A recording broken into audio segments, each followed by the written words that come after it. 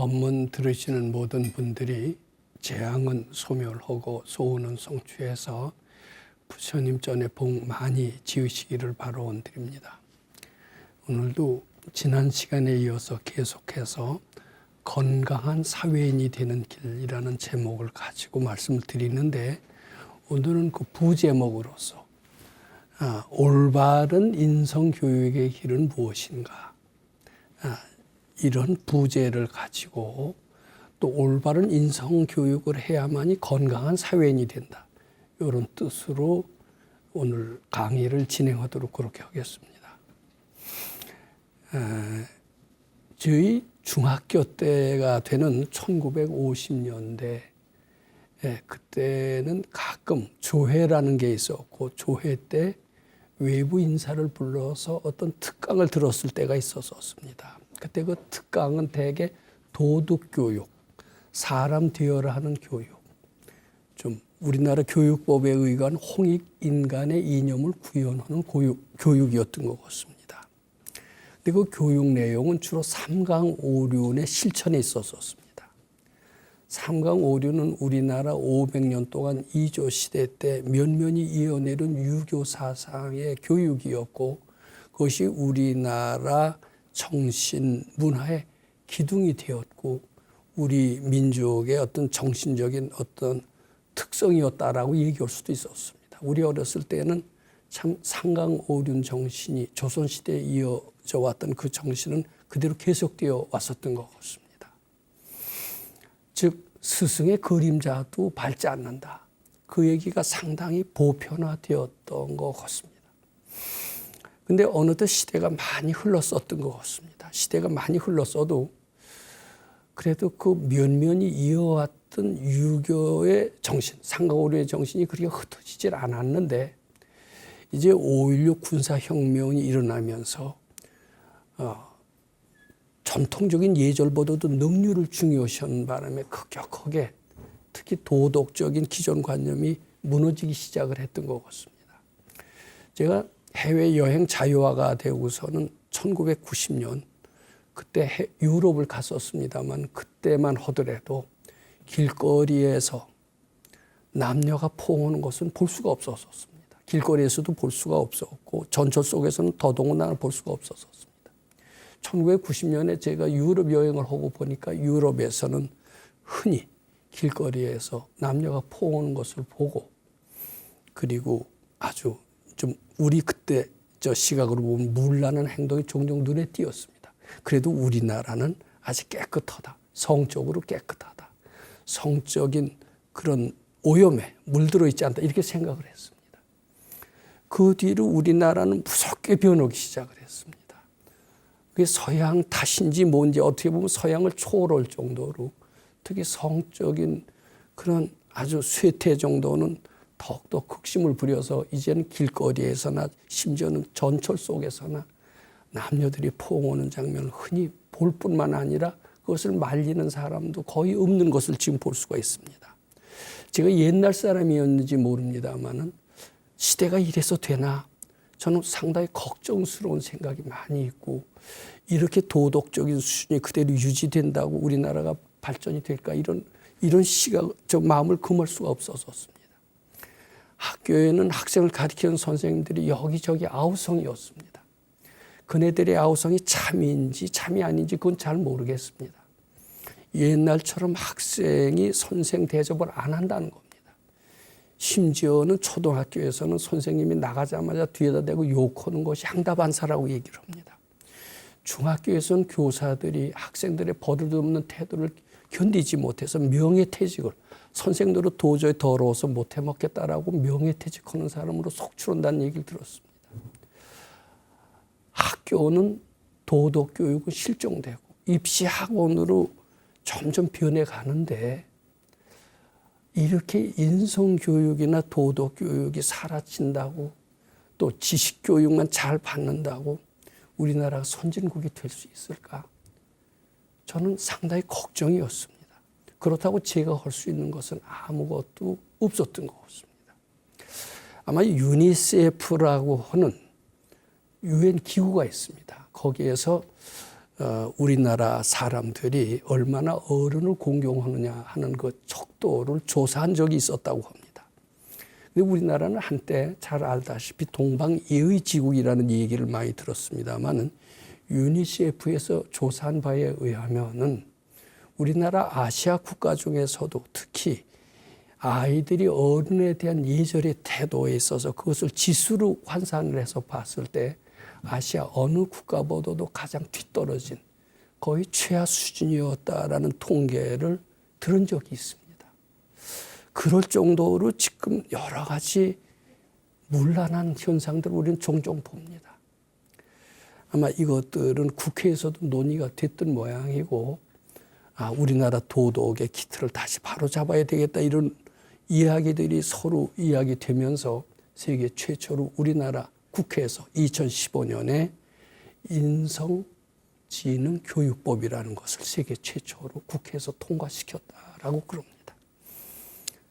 참 이게 어떻게 보면 세계 최초라고 해서 자랑스러워할 만한 것이 아니라 우리나라의 도덕적 수준이 그만큼 타락을 했고 이 도덕적 수준을 바로잡는 것은 가정교육으로도 안 되고 또 직장교육으로도 안 되고 학교 교육으로도 안 되고 법을 제정해서라도 옛날 동방예의지국이라는 도덕성을 회복하고자 하는 궁여지책으로 나온 것이 아닌가 이렇게 생각을 합니다.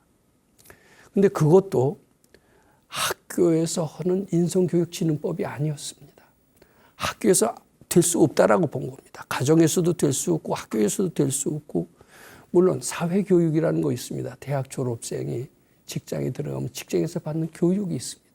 그 교육하고서도 이 도덕성을 바로잡을 수 없다. 그래서 국회에서 만든 인성교육진흥법이라고 하는 것은 학교 밖에 교육기관을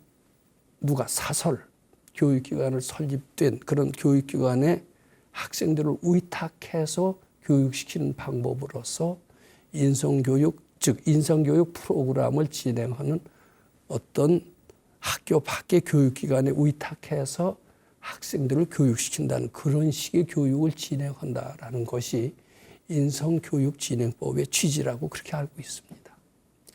지금 법에 의해서 인성교육을 시키는 우리나라의 현실이 참 너무 한심한데 여기에 대해서 걱정을 하는 사람이 얼마나 있느냐. 사람들은 그럴 겁니다. 인성을 개발하고 인성을 진흥하는 게 뭐 중요하냐.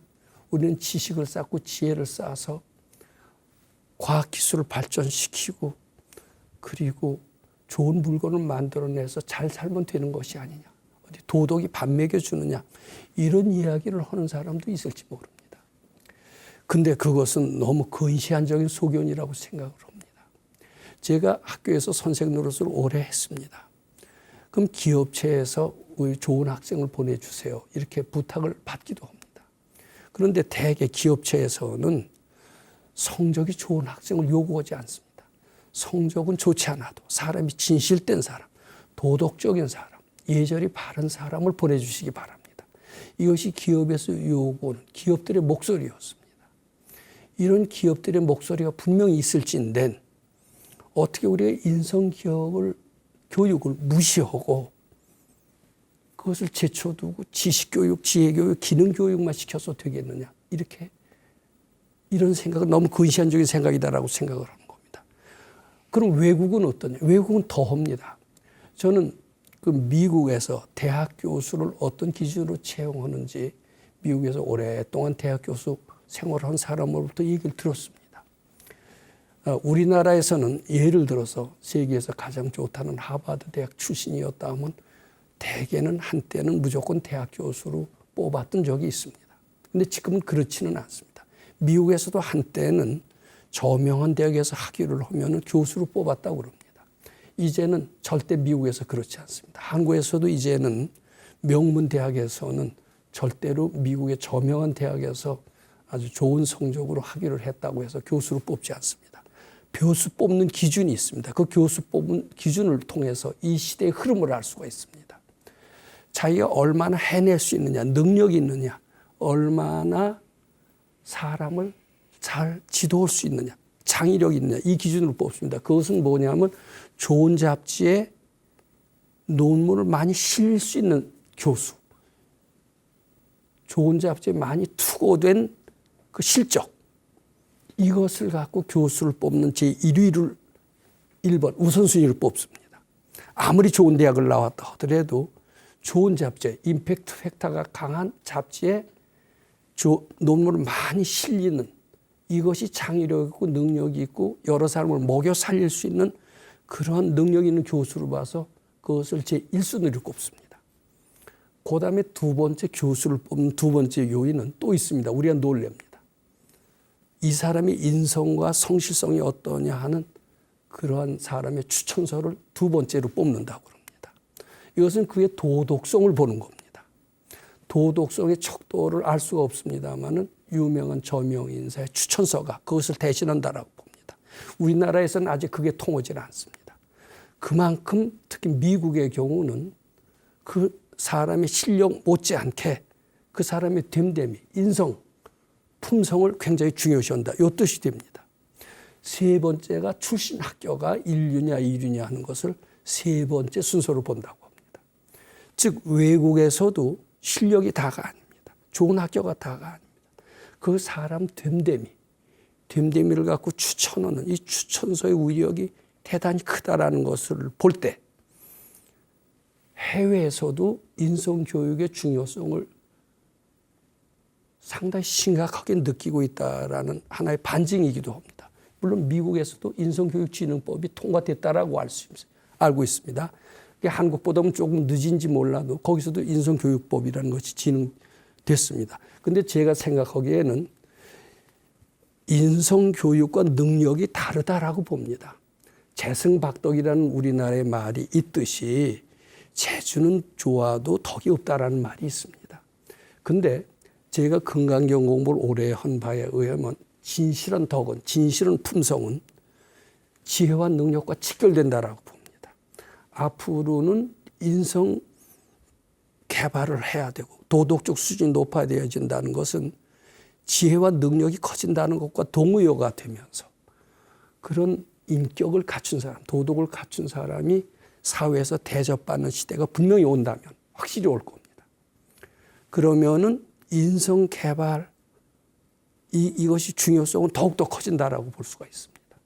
우리는 하루빨리 학생들, 젊은이들, 특히 근데 젊은이들뿐만 아니라 평생 교육을 시켜서라도 인성개발 프로그램을, 좋은 인성개발 프로그램을 확립을 해서 전 국민의 도덕적 수준을 높여야 되고 특히 인재들의 품성을 향상 발전시키는데 좋은 프로그램이 빨리 탄생되어서 전 국민으로 하여금 도덕적 수준을 높이고 그것이 밥 먹여주느냐 하는 이런 고루한 사고방식에서 벗어나서 진정으로 인격이 있는 사람은 능력이 있는 사람이고 인격을 닦는 것은 밥 먹여주는 일도 충분히 할 수 있다.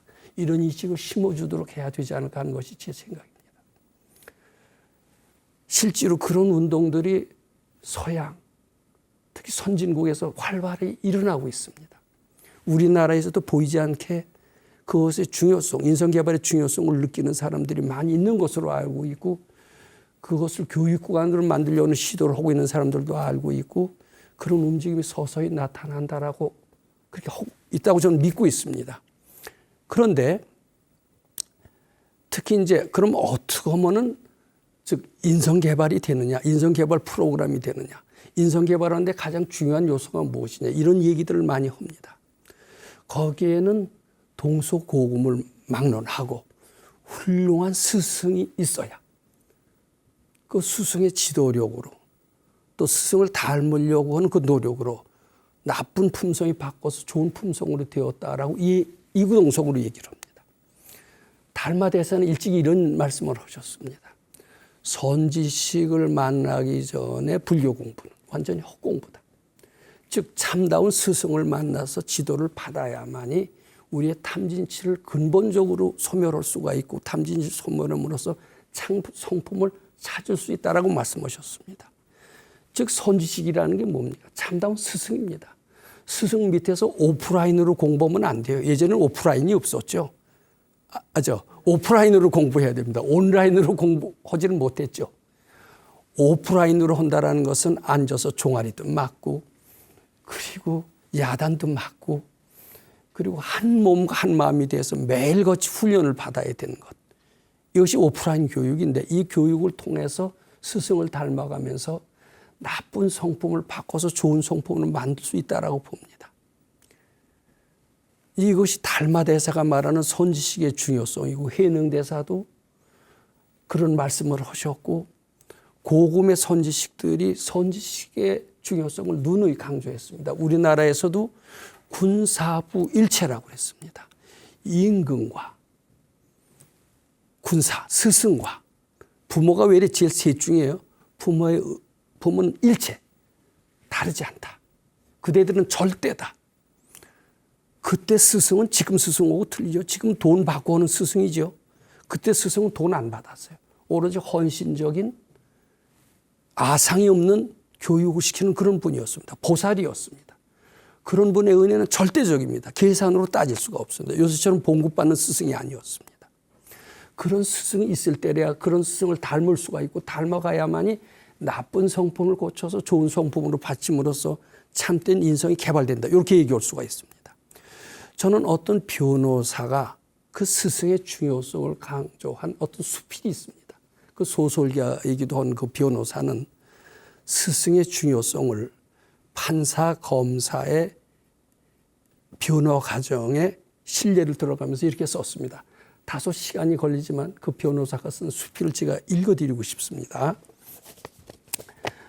변호사로서 법정을 나가보면은 소송 진행을 하는 재판장들의 태도가 제각각이다. 어떤 사람은 벅벅 소리치기도 하고 또 어떤 사람은 침착하고 조용한 태도다. 어떤 사람은 말이 많고 다른 재판장은 열심히 듣는다. 그 배경을 살펴보면 초임 판사 시절 상관인 부장판사가 재판장으로 법정에서 한 행동을 도제식으로 배운 것이라고 말을 한다. 즉 초임 판사 시절에 그 부장판사가 한 것을 도제, 스승과 제자식으로 그대로 밟아서 그걸 그대로 닮아서 그대로 따라서 한다. 이런 얘기가 됩니다. 공직에 있을 때 좋은 상관의 행동은 그대로 그 후임자들의 모범이 되는 것이다. 즉 좋은 스승은 좋은 제자를 만든다. 이런 뜻이 됩니다. 30대 중반 무렵 대통령 직속 기관에 있으면서 나도 좋은 상관을 만난 인연으로 많은 걸 배웠다. 좋은 스승 만나는 건 인생의 큰 행운입니다. 그리고 그것들의 삶의 영양소가 된 것 같다. 그 시절 내가 보좌했던 장관급의 상관은 매일 거의 새벽에 출근했다. 출근하면 사무실 뒤에 있는 작은 내실에 들어가 예수 초상 앞에서 무릎을 꿇고 기도를 했다. 배 중심을 잡는 바닥짐처럼 인생도 신앙이 있어야 흔들리지 않는 탓의 역할을 할 수 있겠구나 라는 생각이 들었다. 생각이 들었으면서 그걸 닮아가는 겁니다. 그래서 예수를 믿었어요. 이 사람도. 밤이 늦어도 그는 언제나 신경줄을 사무실에 연결해 놓고 있었다. 언제 대통령이 연락을 해서 의견을 물어올지 모르기 때문이었다. 그는 아마 늘 예수를 닮으려 하였을 것이고 난관에 부딪힐 때마다 항상 예수님이라면 어떻게 하실까를 염두에 두었을 것이다. 그런 사고방식은 그로 하여금 신중하게 일을 처리하게 하였고 지혜롭게 일을 처리하게 하였을 것이다. 그는 이런 말을 하였다. 내가 30대 말경 대통령이 나를 비서관으로 차출해서 청와대로 들어갔었지. 대통령이 나를 아주 총애했어. 내가 40대 초반에 대통령은 나를 정치로 나가라고 하면서 먼저 대도시 시장으로 임명하려고 했어. 우선 생각하면 대단한 출세인 셈이지. 그런데 그렇게 드러나서 성공하면 살아남기가 힘들겠더라고. 그래서 사양을 하고 세상에 드러나지 않는 자리를 선택했겠지. 이제 이렇게 슬기로운 사람이었고 자기는 그걸 닮으려고 해서 그의 처세를 그대로 닮아서 말년에 행복하게 살았다는 얘기입니다. 이제 이 얘기 속에는 그가 처음에 스승으로 생각했던 그 사람이 얼마나 큰 영향을 미치느냐. 즉 요건 다른 말로 말한다면 인성을 개발시키는 것은 다른 무엇보다도 스승의 역할이 크다라는 것을 강조하고 있는 겁니다. 이 얘기가 길지만은 이게 긴 일 여기서 다 소개할 필요가 없습니다. 그만큼 항상 출근하면은 예수의 초상 앞에서 절하고 이런 난관이 부딪힐 마다 예수님이라면 어떻게 하실까? 예수님께 늘 물어서 오고 자기 아상을 내려놓는 그 자세 속에서 신중함을 배웠고 지혜로움을 배웠고 설치지 않음을 배웠다라는 겁니다. 그의 제자가 그대로 그리고 그 일을 닮으려고 했던 것은 그렇게 된 것은 그 스승으로 생각했던 그의 영향이었다. 이 스승의 중요성을 강조한 겁니다. 마치 달마대사가 선지식을 만나기 전에는 그 공부는 헛것이다. 그 얘기는 일맥상통합니다. 그 다음에 또 스승의 중요성을 강조해서 인재가 된 또 하나의 신뢰가 있습니다. 우리나라에는 세계적인 인재 양성 교육기관이 없습니다. 알려진 것이 없습니다. 속으로 있는지는 모르겠습니다. 그런데 일본에는 그것이 있어요. 그것이 마츠시다 정경숙이라고 하는 겁니다. 제가 근래 와서 마츠시다 정경숙에 관한 이야기를 들을 기회가 있었습니다. 거기는 어떤 과정을 통해서 세계적인 인재가 나올 수가 있었느냐. 그 인재 양성 프로그램은 무엇인가. 그것을 궁금해서 들을 기회가 있었습니다. 제가 그것의 전문은 잘 알지 못합니다. 제가 아는 마츠시다 정경숙의 인재 양성 프로그램은 다음과 같았었습니다.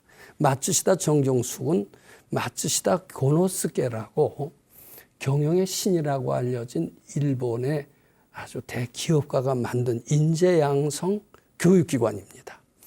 마츠시다 고노스케는 무척 많은 돈을 버는 사람이고 경영에 탁월한 능력을 발휘했던 사람이고 최고의 CEO일 뿐만 아니라 무에서 유를 창조하는 대단한 지혜 있는 사람으로서 알려져 있습니다. 그이는 어렸을 때 많이 못 배웠고 많이 병약했고 많이 가난했다고 합니다. 초등학교 중퇴가 최고의 학력입니다. 그리고 골골했습니다. 그리고 몹시 가난해서 학교도 못 다닌 세 가지 모든 역경을 가졌는데 마치 불교식으로 번뇌가 벌이요 생사가 열반이라고 하듯이 또 재앙이 축복이라고 하듯이 그의 병약함을 딛고 건강한 몸이 돼서 90몇 세까지 살면서 돌아가실 때까지 냉수마찰을 했대요. 그런 정도로 건강하게 살았습니다. 그 건강에 산 미천이 그 병약한 것이 미천이 되었다라는 거예요. 우리 불교 정신을 거기서 엿볼 수가 있습니다. 그이는 내셔널 파나소닉이라고 하는 세계적인 기업을 만들었을 정도로 돈을 많이 벌었습니다. 그런데 그것이 무엇이 미천이 됐느냐? 가난이 미천이 됐습니다. 가난을 딛고 가난을 바치면서 거기서 본래 있는 부자를 발견했다. 이게 부처님 가르친 것 토고입니다. 무에서 유를 만든 겁니다. 그 다음에 그이는 되게 못 배웠어요. 못 배웠지만 그이는 정말 수많은 박사를 거느릴 수 있는 대치식인이 됐고 지혜인이 됐고 경영의 신이라는 호칭을 들을 정도로 유능하고 지혜로운 사람이 됐습니다. 그것이 무엇이냐. 자기가 가장 못난 줄 알고 부지런히 배우는 마음을 냈고 드디어 그 모른다는 생각을 완전히 해탈할 수 있음으로 말미암아 무한한 지혜와 능력을 갖추게 됐다. 이렇게 얘기를 합니다. 이 불교를 많이 한 사람은 이 얘기가 바로 부처님 가르침을 그대로 실천했구나 이렇게 이해가 됩니다. 그래서 마츠시다 정경숙에 들어간 사람은 숙주 연구라고 그래서 즉 마츠시다 고노스케가 어떤 사람인가를 연구하는 것이 첫 번째 과제입니다. 즉 거기에서 그를 연구한 사람을 공경할 수밖에 없습니다. 그를 닮으려고 할 수밖에 없습니다. 그리고 그를 닮아서 한다라면은 가난을 부자로 만들고 무지를 지혜로 만들고 병약을 건강으로 만드는 능력을 발휘할 수 있다는 것을 압니다. 그 일을 되게 존경하고 그 마츠시다 정경숙에 들어간 사람은 거기 들어가는 것을 자랑으로 합니다. 그것이 인재를 만드는 기본 철학입니다. 즉 마츠시다 고노스케를 공경하고 닮으려고 하고 거기 들어가는 것을 자랑스럽게 생각을 하면서 그 공경심으로 말미암아 자기 아상을 죽이는 겁니다. 물론 거기에서는 아상을 죽인다는 표현을 쓰지 않습니다. 그런데 그 얘기를 들어보면은 아상을 죽이는 원동력은 마츠시다 고노스케를 공경하고 거기에 마츠시다 정경숙을 절대적인 가치로 알고 자랑스럽게 여기면서 그 자랑스러움으로 하여금 거기에 고된 훈련을 견디게 하면서 아상을 소멸하게 해서 본래 가지고 있는 능력을 드러나게 한다라는 것. 어떻게 보면은 부처님의 가르침, 본래 가지고 있는 참나를 발견한다라는 것. 아상을 소멸해서 참나를 발견한다라는 것. 물론 거기에서는 불교적인 용어를 한마디도 쓰지 않습니다만 그것과 일맥상통한다는 것을 저는 알게 됐습니다.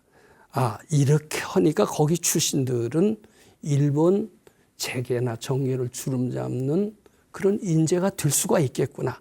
즉 이런 경우에는 마츠시다 고노스케라면 어떻게 하실까? 그 일을 닮으려고 했고 그 일을 자랑스럽게 생각했고 그 일을 절대 공경하는 마음이 자기의 아상을 죽이게 하고 그 일을 자랑스럽게 하는 마음이 어떤 어려운 일도 하게끔 만들어서 드디어 인재가 되고 영재가 되는 이런 일을 하는 것이구나. 저는 그렇게 해석을 하게 됐습니다. 저는 이제는 이런 생각을 하게 됐습니다. 우리나라 인성교육진흥법이라는 게 뭐냐면 가정교육도 힘들다. 학교교육도 안 된다. 이제는 사회에서 유능한 인성개발 프로그램을 제시해서 교육할 수 있는 교육기관이기 때문에 거기에 위탁해서 인성개발 교육을 하겠다라는 게 인성교육진흥법의 취지입니다. 그러면 저는 이런 생각을 합니다. 우리가 한번 인성개발하는 교육기관을 한번 만들어서 정부에서 얘기하는 즉 우리 마츠시다 정경숙처럼 그 학생들을 위탁해서 교육을 해보면 어떨 것인가 이런 생각을 해봅니다. 그리고 위탁해서 교육을 할 때면 교육 즉 인성개발 프로그램은 어떠해야 될 것인가 이런 것을 좀 생각합니다. 저는 거기에 인성개발 프로그램에 건강형 가르침의 신해 행증 여기에 답이 있다라고 생각을 합니다. 즉 건강형 가르침의 신해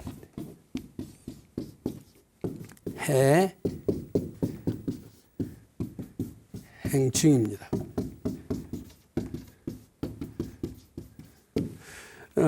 이렇게 결론을 내린 것은 제 머릿속에서 막연히 생각해서 한 것은 물론 아닙니다. 저는 이 자리에서 여러 번 말씀을 드렸습니다만 아주 그 젊었을 때 훌륭하신 불교의 선각자 소위 깨친이를 만나서 그분 밑에 가서 몇 년 동안 금강경을 공부한 적이 있습니다. 말하자면 금강경을 가르침을 믿습니다. 즉 부처님을 절대 공경하는 것이 대전제가 돼야 됩니다. 부처님을 믿고 공경해야 됩니다. 공경한다는 것은 흔들리지 않는다는 겁니다. 믿음은 소극적인 공경심이라고 할 수 있을진데 그냥 공경이라는 것은 이제 신심의 첫 단계가 있고요. 신심의 깊은 단계는 발심이라고 할 수가 있습니다. 즉 발심까지 이어지려면 공경심이 꼭 필요하다. 이제 이렇게 생각을 합니다. 그것이 첫 번째고요. 공경심이 꼭 있어야 됩니다.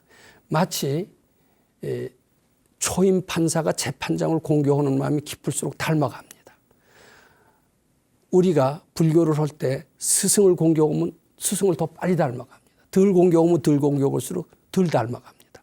마찬가지로 우리 부처님 세계로 빨리 혼연일치가 돼서 부처님 세계를 맛보려면 부처님을 절대 공경하는 것이 매우 필요합니다. 그 다음에 부처님의 마음이 담겨있는 금강경을 실천 가능하도록 해석해야 됩니다. 그런데 수많은 경전이 있습니다. 아함부 경전이 있고 방등부 경전이 있고 반야부 경전이 있습니다. 법화 열방 경전이 있습니다. 그런데 그것은 그저 경전이고 부처님 말씀만 있었을 뿐이지 거기에 어떤 행동 요강이라는 걸 발견할 수가 없습니다. 아함부 경전에는 구체적으로 위파사나 선에 대한 수행법이 나와 있습니다만은 특히 반야부 경전에서는 어떻게 금강경을 실천해라, 어떻게 반야신경을 실천해라 이런 구체적인 행동 지침이 나와 있질 않아요. 이건 도인의 몫입니다. 도인의 몫은 금강경을 실천 가능하도록 해석하는 것이 도인의 슬기입니다. 저는 무슨 생각이든지 그것을 부처님께 바치라는 그런 금강경 3분의 해석, 이 도인의 해석입니다. 도인의 해석을 그대로 믿고 실천을 한번 해봤습니다. 무슨 생각이든지 특히 탐진치, 탐심이 올라올 때 그 생각을 부처님께 바쳐라. 그러면 탐심이 사라질 것이고 탐심이 사라질 때 지혜 광명이 대신 들어올 것이다. 진심을 올라올 때 진심을 부처님께 바쳐라. 진심이 그러면 사라질 것이고 사라질 때 진심이 사라진 자리에 자비 광명이 비칠 것이다. 이런 가르침을 저는 알게 됐습니다. 치심이 올라올 때 치심을 부처님께 바쳐라. 그럼 치심이 사라질 거고 지혜 광명이 비칠 것이다. 이런 가르침을 들었습니다. 그리고 깨쳐진 게 있습니다. 깨쳐진 것을 지가 알고 해서는 잘못됩니다. 이것을 선지식으로부터 검토를 받아야 됩니다. 이런 가르침을 갖고 제일 먼저 무슨 생각이든지 바쳤는데 제일 먼저는 무슨 생각이 제일 많이 올라오느냐 하면은 출가해서 수도 올 때 무슨 생각이 제일 많이 올라오느냐 하면 잠을 좀 자야 되는데 일찍 자고 일찍 일어나니까 졸음이 참 많이 쏟아졌어요. 그다음에 오후 불식을 해야 되는데 배가 되게 고팠습니다. 그리고 좀 놀고 싶은데 놀고 싶은 마음을 자꾸 바치래요. 그러니까 놀 수가 없어요.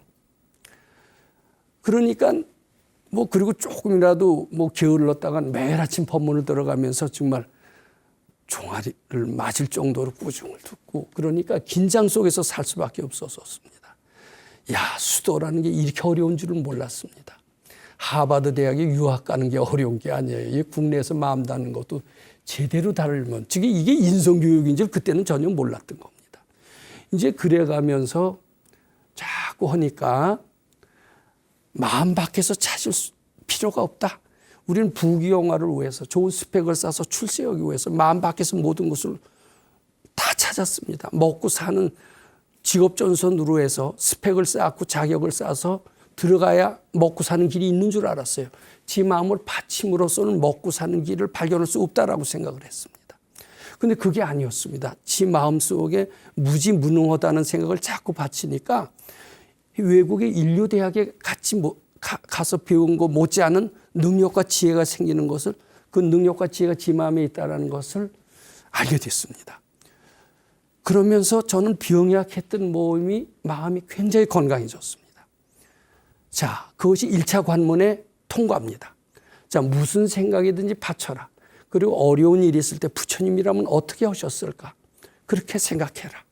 자꾸 생각하다 보면 부처님이 지혜를 주실 것이다. 그리고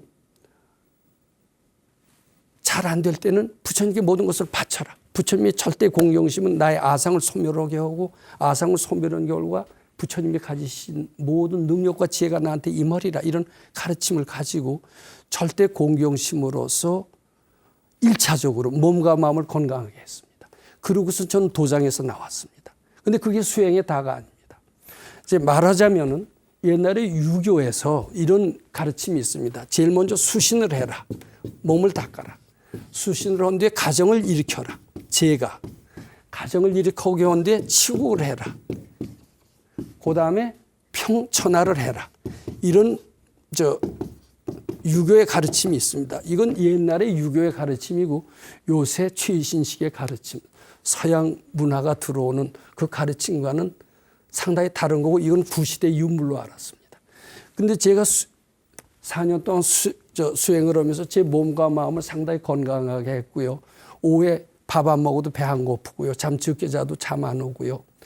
그리고 아주 몸은 가벼워졌습니다. 근심 걱정이 끊일 수 없었는데 마음이 편안해졌습니다. 근데 그걸로 다 된 줄 알았어요. 근데 그게 큰일이에요. 이제 나가서 돈도 벌 줄 알아야 되고 가정도 거느릴 줄 알아야 되고 사회에 기여도 할 줄 알아야 되는 거예요. 그것이 보살행인 줄 몰랐어요. 저는 지 몸만 잘 닦으면 여기서 도통을 탁 해서 깨달음을 얻고 영원한 열반의 세계에 들어가서 다시는 이런 구질구질한 세상에 이런 일에 참여하지 않을 줄 알았던 것 같습니다. 그런데 지금 마츠시다 정정숙이 우리하고 비슷한 것이 거기 마츠시다를 닮으려고 공경하게 함으로써 1차적으로 체력 단련 같은 것을 한 뒤에 돈 버는 거 거기서도 별거 다 시키더라고요. 예, 거기서도 가만히 보니까 수신도 하고 제가도 하고 치국도 하고 이거 똑같아요. 근데 우리 제가 공부했던 건강경 가르침이, 즉 신의 행정은 제일 먼저 자기 몸과 마음을 건강하는 데서 그치는 걸로 단 줄 알고, 이렇게 되면 지혜도 나고 괜찮아서 이렇게 해서 쭉 깨달음으로 가면 됐지, 이런 혼탁악세에 물들고 싶지 않았던 것 같습니다. 근데 알고 봤더니 가정도 거느려야 되고 또 세상에 유능한 일을 해서 사람들을 먹여 살려야 돼요. 이게 내가 인연 맺어 놓는 거니까 인연을 해탈해야 돼요. 이게 끝이 아닙니다. 그리고 그것이 또 수도의 연장이라는 것도 알게 됐습니다. 근데 이런 제가 치국 평천하 이런 것들도 다 이 금강경 가르침, 부처님을 절대로 알고 부처님을 닮으려고 하고, 난제가 생겼을 때 부처님은 어떻게 하실까, 이것을 자꾸 생각해서 해답을 얻게 하고, 여기서 다 나오는 것을 알게 됐습니다. 그러면서 저는 차츰차츰 제 범위가 넓어졌던 겁니다. 근데 이렇게 되니까 옛날에 제가 아니에요. 옛날에 나는 굉장히 인색하고 고집불통이고 뭘 모르고 탁 막힌 나였습니다. 즉 밴댕이 속처럼 좁은 도량을 가지고 있었어요. 그리고 나는 너 그렇게 살 수밖에 없다. 나 되먹기 그러니까 아주 나는 영호골하고는 틀린다. 평범한 소심으로 살면 됐지. 영호골이 뭐냐. 이런 생각을 했던 것 같습니다. 대학 교수면 다지. 그 이상 뭐 하면 되느냐. 근데 그게 아니에요. 너무나 참 한심하고 어리석은 생각이라는 것을 알게 됐습니다. 저는 어느덧 그런 기성관념을 착각인 줄 알고 받침으로써 서서히 벗어나면서 부처님과 하나하나 가까이 가게 되면서 저의 지혜와 능력은 커지는데, 능력이 커짐으로 말미암아 제가 얘기했던 선물 받기 좋아하고 사랑받기 좋아하고 인색했던 제 마음이 주는 마음으로 바뀌고 이렇게 바뀌더라고요.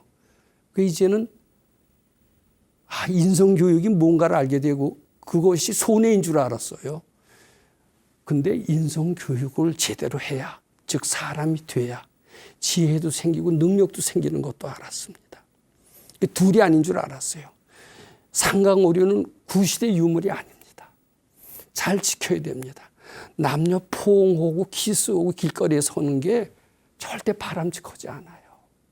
즉 몸뚱이 착, 그는 음란한 행위에서 자기가 자유로울 수 있을 정도로 부처님을 향할 수 있어야 되고, 그런 번뇌에 물들지 않을 수 있을 정도로 자기 줏대가 쓰는 게 필요하지. 그것을 어떤 쾌락의 도구로 쓰고, 그것이 뭐 세상에 무슨 그런 것을 예찬하는 시인들이 얼마나 많고 작가들이 얼마나 많습니까? 근데 그네들은 인생의 일부만 알고 인생의 전부를 아는 것은 참다운 지혜로운 밝은 승인한테서만 밖에는 그걸 찾을 수가 없어요. 그래서 저는 지금 참 큰일입니다. 지금 초등학교에서부터 성교육을 시킨다고 하는데 참 문제가 한심하기 짝이 없고, 길거리에서 그런 문란한 행위를 거침없이 하는 것도 상당히 잘못되고 그것을 올바로 지도해 줄 수 없는 어른이 없습니다. 저는 제가 바람직한 마츠시다 정경숙보다는 못할지 몰라도 이런 금강경 가르침으로써 인성교육 프로그램을 개발해서 그런 사람들을 위탁교육을 받는 데면 멀지 않는 시간 내에 그런 사람들을 올바른 사람으로서 받들고, 참 좀 정욕이나 인색함이나 성냄, 남이 탓하기 잘하는 이런 못된 성품을 바꿔서 깨끗하고 예절 바르고 이런 사람으로서 만들 수 있다라고 생각을 하고, 그렇게 된다면 얼마나 아름답고 좋겠습니까? 그런 길이 있는 것 같아요. 자, 시간이 잘 돼서 거의 다 돼서 지금 한 말씀을 몇 가지 정리하면서 마치도록 하겠습니다.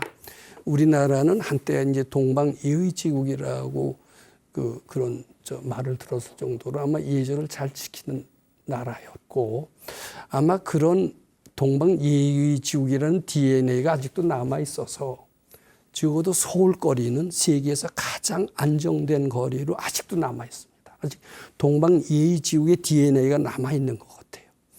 근데 그 중에 일부가 전부처럼 보입니다. 그 혼탁한 무리들이 그런 우리의 아름다운 DNA를 포장해서 우리나라 사람들로 하여금 문란한 사람, 음란한 사람, 그리고 못된 사람으로 비치게 했고, 선생들이 이제 학생들 갖고는 못 가르치겠다고 명예퇴직을 하게 만들고 그런 풍조가 나오지만 그것이 아마 우리나라 전부의 모습은 아닐 겁니다.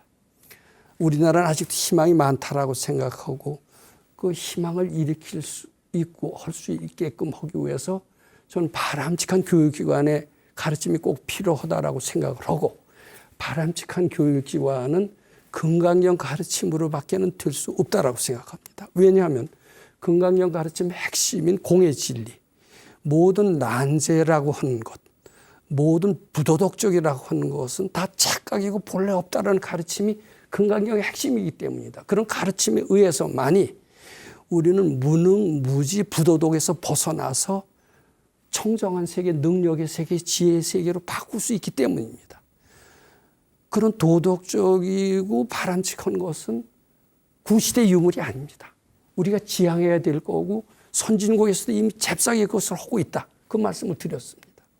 우리는 한층 더 나아가서 선진국보다 더 바람직한 인성교육을 시키고 더 바람직한 지혜교육을 시켜서 개인의 행복은 물론 국가사회에 큰 기여를 할 수 있는 새로운 풍토를 만들어야 되고 그것은 바로 건강형 가르침으로 인한 인성개발 프로그램에서 찾을 수 있다. 이렇게 말씀드리고자 합니다. 여기서 제 얘기를 이상으로 정리해서 마치도록 하겠습니다.